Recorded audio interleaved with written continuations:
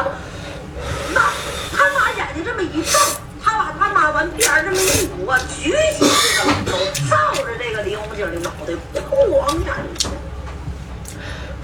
一下，这个脑袋直接就崩裂，哎呀，血就窜出来了。这林红景照着这当头一放，一下把眼睛瞪得像李逵那么大，眼睛瞅着就张嘴试图想要求救，可是哪容得你求救啊！第二个裤往家又扎，第二榔头扎上去了，那林红景也不是白人，一下就蹦起来了。当他蹦起来的时候啊，这个谁呢？萍姐一下就把他大腿就给抱住了，腿就给抱住了。然后这边呢，这林红景就开始喊：“哎呀，你们干什么？要我的命啊！”他这么一喊，那边的小红把窗户这么一开，从窗户跳起来了，参加了战斗。3个人，一个摁脑袋，一个摁腿，一个摁胳膊，一个砸榔头，咣咣咣咣咣，放来小时才把这王八犊子扎死。小红从那窗户蹦出来的，然后一下给他手来回胡了嘛，就给摁住。然后这边呢，那个萍姐呢给他腿给他抱住，然后这边呢儿子兄弟也就开始哐哐开始砸。3个人这是分工合作呀，这是砸了得有半个来小时，才把这个慌慌乱尿的这个林红景扎死。这儿子管了，然后这砸他也不能是干什么，咣咣砸，我挣扎的，他还得动着你来回的，那像抓猪仔似的，也不是轻松的一件事。哎呀！成活了，这王八犊子，他爹多活30年，他还不事儿。就这林红景，他还不事儿呢，他本名他不叫林红景，他叫王斌。哦，那不是你把过的，就咱们最后都成右王了，所以呢，咱都没有人形了。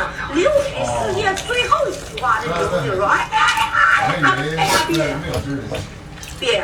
呀！你做梦的时候那么多别呀！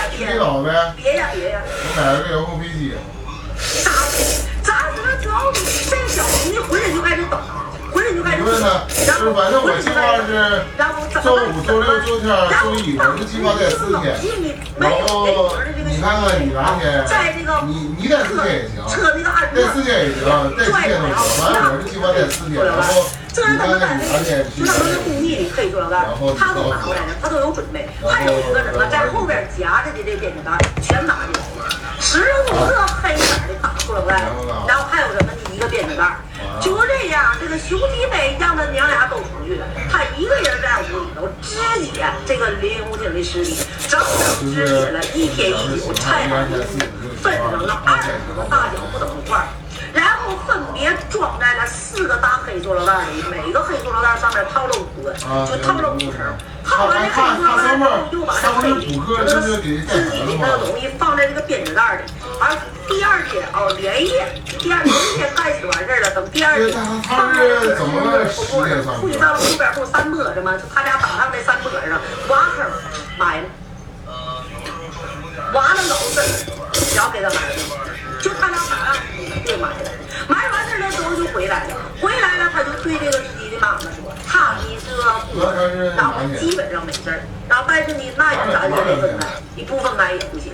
然后妈呀，我明天呢我就跟那个小红回老家，然后呢孩子呢你带，我带小红跟小红等，然后我就跟小红等。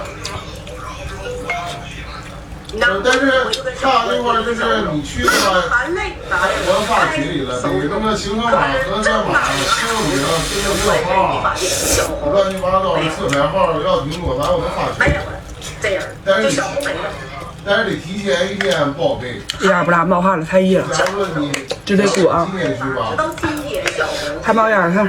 也没找着。哎，对，然后还得有这个48小时核酸码。有很多，就是在我心里有很多猜测。啊，对，就是你，我算了，你要想来怎么也得2次。就是因为他看他你今天，他闹起来他也不能，就现在这个现在的技术都已经找到了这个胸肌北了，他怎么能找不到？你后天出发吧，就小红就今天就得做核酸，你做完核酸之后，明天有害怕吧？也许就没有了，到现在没有。然后明天给我报。一看这小红没有了，砰！关粉的胸肌北，哎，只好把孩子交给了母亲。那当天出来，要是当天出来的话，那就是说你当天做，然后下午中午之前给我就行。然后他就心里小红是不是回老家？他报备，然后那个当路。